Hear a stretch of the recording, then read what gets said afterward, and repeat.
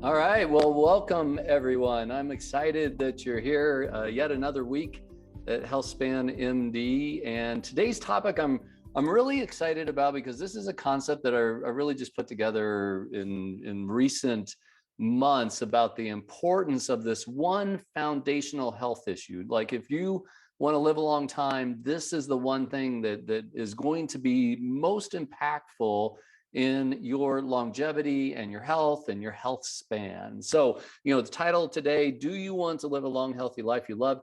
Here is what you need to know that most don't. So I'll start with a question. Are you doing what is necessary to live a long, healthy life you love? So maybe you believe you are, you wear your seatbelt, you don't smoke, you don't drink and drive, you're taking your medications, and those are important. But what you may not be aware of is this. You need to understand and optimize one foundational health issue if you want the best chance to 90 or 100 plus great years. And, this isn't just my opinion. This is science. This is research that says that optimizing this one element of health is the most powerful tool we have to decrease the risk from the four things that are most likely to make us sick and kill us. So namely, we're talking about heart disease, stroke, cancer, dementia, and I'll add this on as well. Optimizing this one foundational health issue is likely also the most effective way to lower your risk of being critically ill or dying from COVID as well. And the effect of this is not a subtle factor. It's actually really dramatic. For example, research shows that optimizing this one thing can decrease heart disease by up to 80%. And in another research study showed that optimizing these factors, this one foundational factor, can add 15 or more years to your life. So amazing, right? Like who wouldn't want that? But here's the bad news out of this. About 2 out of 3 of us are not optimizing this one foundational element of health. Most people aren't even aware of it. They have different names for it, but the result of this is they are living lives burdened by chronic diseases such as unhealthy weight, high blood pressure, prediabetes or diabetes, fatty liver, heart disease, stroke, cancer, dementia, and they're dying too early. And the problem is also healthcare isn't going to save us. Even in the setting of incredible medical advances, more people are suffering from poor health today than at any time in world history. More people are taking medications, feeling poorly, having low energy, feeling depressed, and just getting through the day than at any time in our history. And not only are people's quality of life affected, but all this illness has also led to life expectancy dropping every year since 2014. And of course, things have just been worse since COVID. And, let that sink in for just a minute. Like we've come to expect that we will live longer than our prior generations and that our children will live longer than we do. But the fact is that that's probably not the case, and we're on a trajectory to where that is going to change. Many experts are predicting that it already has. So if your health hasn't been as good as you would like, and you have been relying on healthcare to get you healthier, help you lose weight, help you get younger, I understand how frustrating that is. I spent 11 years in medical school, residency, and fellowship in cardiology, 20 years overall at one of the leading medical institutions in the world, all with the goal to help others live long, healthy, vibrant lives. And it was a rude awakening for me to realize I was very well trained to take care of sick people, but I didn't know much about how to help people get healthier, stay healthy, get younger, lose weight, and live a long life. And, that's just not what healthcare does. Healthcare is really good at taking care of people who are acutely sick. But if you want to get well, stay well, healthcare has a lot of limitations, a lot of things that they don't address. So how can you change this? Like, how can you avoid the same mistakes millions of others are making and do what's necessary to live a long, healthy life you love? So many people believe that living a long life is mostly about genetics. That if you picked your parents well, you're destined to live a long life. And they're wrong. Yes, genetics is an important factor, but science says that only about 25% of life expectancy is due to your genetics. That means 75% of life expectancy is under your control. So what is the biggest difference between those who live a long time and those who don't? And it's actually quite simple. And this has been studied by studying long-lived people. And this is a crucial detail. Long-lived people aren't special because they don't get the diseases that kill us. They just get them later in life. And the reason this is so important is that it gives us a clear directive if you want to live a long, healthy life. Your goal has to be do everything you can to ward off the diseases that kill us for as long as possible. And here's the one foundational health issue you have to get right if you want to live a long, healthy life. The one foundational driver of the chronic diseases that kill us, the one thing that you must do if you want to live as long and as well as possible, heal your metabolism. So what is metabolism? It's simply the reactions that occur in the body that maintain life, how we take in energy, whether it's in food or sunlight or these kind of things, and turn this into the energy we need to digest, to move our bodies, to do all of those things. This is an incredibly complex system, our metabolism, but an unhealthy metabolism, one doctors call metabolic syndrome, is the driving force behind the diseases that cause 82% of deaths in those over age of 50. So that's an important thing to know. You know, we talked about how are people going to die or how are we going to die? And, you know, we say, well, we could be hit by a bus or we could be struck by lightning. And all those things are true. But 82% of people die from heart disease, stroke, cancer, and dementia that are over the age of 50 years of age. And an unhealthy metabolism is even more critically important these days because those at the highest risk of death from COVID are those with an unhealthy metabolism. So how do you know if you have an unhealthy metabolism? And what is that? What is that metabolic syndrome? Well, there are 5 things that represent an unhealthy metabolism. And if you have one of these, your metabolism could be improved. But if you have 3 of these, you have what doctors call metabolic syndrome. So what are those 5 things? Number 1, unhealthy weight. Now, this is usually determined by an increase in abdominal or belly fat. So BMI, body mass index, not always the best measure because some people can be muscular and have a high BMI that is still healthy. But really, if you have a body fat percentage that is high or you have more of your fat around the middle, that's indicative of unhealthy weight. Number 2, high blood pressure, something that affects about 46% of adults in the United States. Less than half of them have their blood pressure under control. Number 3, an abnormal blood sugar or too much insulin. So this is often called either diabetes or pre-diabetes, but there's a lot of people in that spectrum that are needing more insulin than they should be. They need it to drive their sugars down, and having too high of insulin is the problem that's keeping them from losing weight and healing their metabolism. Number 4, an abnormally low HDL cholesterol. HDL is often called the good cholesterol. If that's too low, which would be less than 40 in a man, less than 50 in a woman, then that's a criteria for an unhealthy metabolism. And then number 5, the last one, is abnormally high triglycerides. So that's over 150 milligrams per deciliter in the United States system. Another part of the standard cholesterol test that is often ignored unless it is very high. So about 2 out of 3 adults have an unhealthy metabolism. And if you're one of them, in other words, if you are at an unhealthy weight, have high blood pressure, blood sugar, cholesterol numbers, this is likely sobering news to hear. But even more important, if you have an unhealthy metabolism, you need to know 2 things. Number 1, healing your metabolism is remarkably effective at preventing heart disease, stroke, cancer, and dementia. So how effective? Well, research shows that those with a healthy metabolism lower their risk of heart disease by 80%, stroke by 50%, dementia by 37%, and cancer by 33%. And you have a lower risk of severe illness and death from COVID. And then the second thing for you to know is you can heal your metabolism. Most people don't realize that they have an unhealthy metabolism, and they just don't believe that they can change because everything they've tried has failed. They can't lose weight or the belly fat. They are taking medications for blood pressures, blood sugar, cholesterol, instead of eating better, being more active, sleeping more. But the truth is they just haven't been shown how to do it right.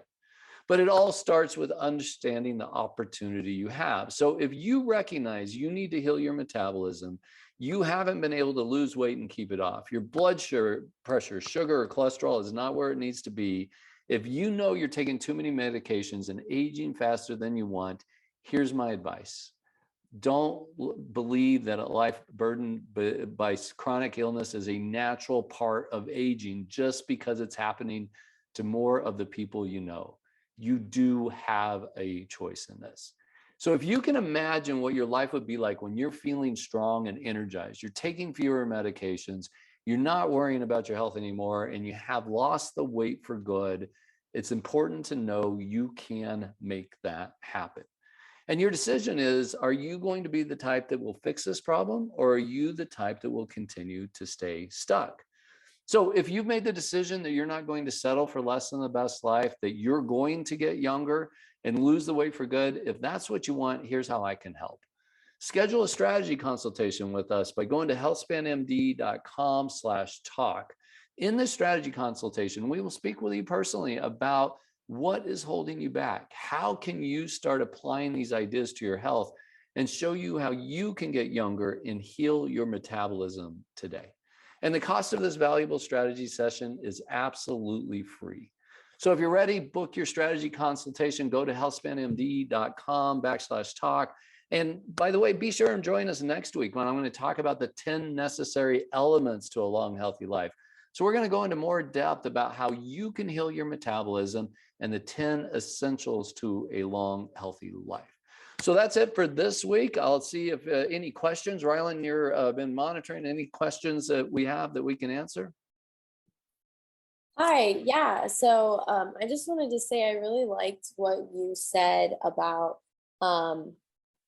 how, it's not a natural part of aging, and a lot of people accept it as a natural part of aging. And so I really have a question for the audience. Like, how many of you have thought of aging in that way, like that, having to deal with these illnesses and getting on more medications, and just life in general getting harder is part of aging?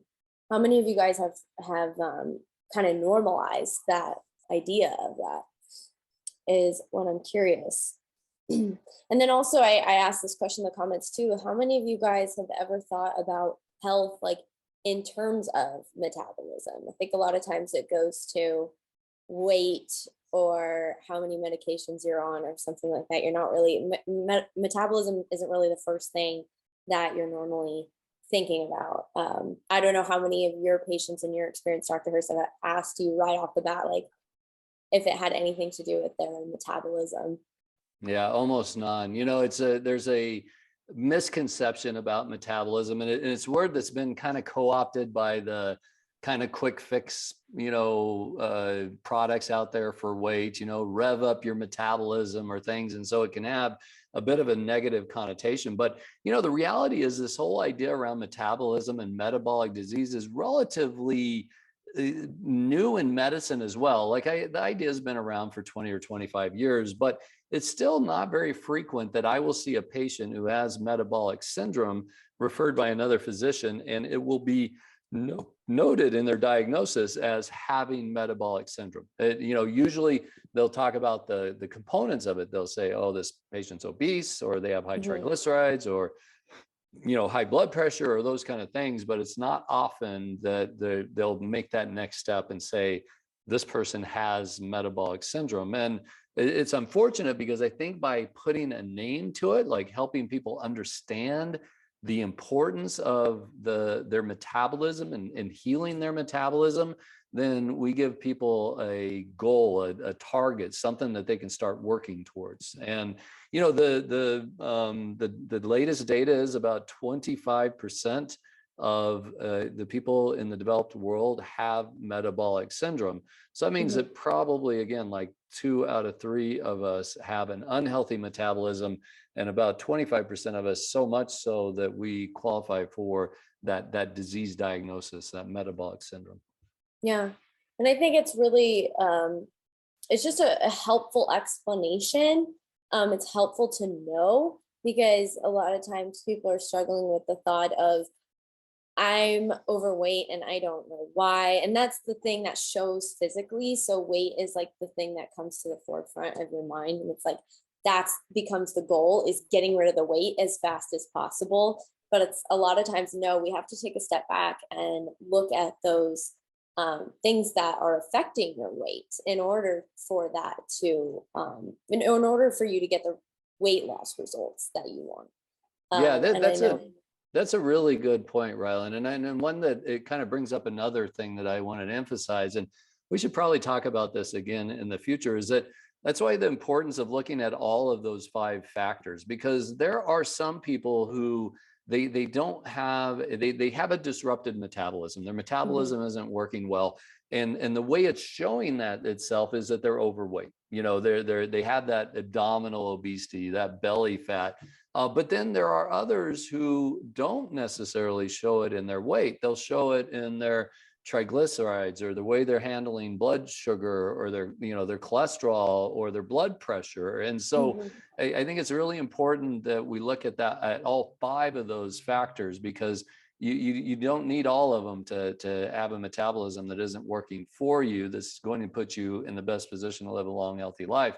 You know, even one of those out of whack may be that early warning sign to say, look, I need to get on top of this. Yeah. Yeah. Very interesting. And, you know, I'm sure there's been lots of recent research on metabolism, and I'm sure that that's going to continue coming out. Is there anything like overly shocking that you've seen recently? You know, I think that there's a lot of factors that are where the evidence is growing significantly in this area. I think Hmm. one thing that's maybe I've been more aware of is that a couple of things. One is lab values that are in the quote unquote normal range may not necessarily be normal. You know, these normal ranges are set by being in the 5th to the 95th percentile in a population. But when you look at the population and you realize how unhealthy in general people have gotten in recent decades, you know, being normal in that may not actually be a good thing. And so I think there's some more interpretation of lab values, and medicine hasn't done a really good job at this. I didn't do a really good job at this earlier in my career, because we're designed to detect disease. And so, you know, seeing things in the normal range, that doesn't mean that it's optimal. You know, if your goal is to live a long, healthy life, you want better than just being average in today's world, because average means that most people are sick. I mean, 60% of people have, you know, Wow. high blood pressure or chronic illness like high blood pressure. So I think that's one thing. And then the other that's been really interesting to me is how our bodies handle carbohydrates or sugars. Can not always be easy to detect. I mean, sometimes even a normal fasting blood sugar, or even a normal hemoglobin A1C, it may not totally indicate that you are at the healthiest metabolism. That, in fact, it may be taking a lot of insulin to keep your blood sugars down. High insulin levels, basically, if you have high insulin levels, you cannot burn fat. Your body's metabolism is set up as so you just cannot do it. And so it's one thing we've noticed in clients of ours that feel like they're eating, you know, not very much, and they're exercising and they still can't lose weight. A lot of times it's because there's other factors in their metabolism that has set them up to where they just can't burn that fat. And we have to fix those underlying factors in their metabolism before they can get on and get their metabolism working for them. Yeah, absolutely. It just goes back to that, you know, we talk about this all the time, but it's just addressing those underlying factors, those underlying causes. There's always that thing right at the forefront of your mind, because it's how it's manifesting, it's how it's showing itself in your daily life. But there's a lot of other factors underneath. And then I just want to revisit what you said about how the average, like if you're considered average, it's actually quite unhealthy. It's just in today's standards, like the way that the data looks, it makes it seem like you're doing better than a lot of people, but are you really? That's a question to bring up. That was just shocking to me. I didn't know that. So yeah, it's something that I just it's changed from my perspective, because I've gone from a traditionally trained cardiologist where we're trained to look for disease and fix disease, to one where I'm more focused on how do I help people live a long, healthy life. And the goals are different there. You don't want just average, you want optimal. If your goal is that 90 or 100 years, what people, what I think is my purpose in life is to let people know, get it out there. These things are important and they are fixable, because almost all of us have that goal of living a long, healthy life we love. But most people aren't aware of the opportunities that they have to do that. Mm-hmm. Yeah, absolutely. So if this is something that's, important to you, if this is interesting to you, like, that's what we're here for. The door is always open. Reach out if, this is something you want to talk about. It's completely risk-free. We're not going to ask you to hand out your credit card. We're open to talking with you about this. It's what we do. So absolutely, we're here to help people that want our help, and we've had just incredible results, which has been really exciting for us as well. Our clients have had incredible results. Right. So very cool. Well, Rielyn, always a pleasure talking with you. And I look forward to next week, where we're going to get in more depth. I mean, the 10 necessary elements about fixing your metabolism. What are those? I'll explain why I call them the Healthspan 10, or we call them the Healthspan 10. And we'll talk more about giving people the information that they can start, taking action on and fixing those things. And, until then, everybody, lead the best life. Look forward to seeing you next week. Take care, everyone. Thank you. Bye-bye. This information is for educational purposes only and is not medical advice. Don't make any decisions about your medical treatment without first talking to your doctor. Thanks for watching, and if you want to learn more about living a long, healthy life you love, click the link below to learn more about how we help people increase their health span. And if you like this video, hit the like button below, share it with your friends, and be sure to hit the bell and subscribe.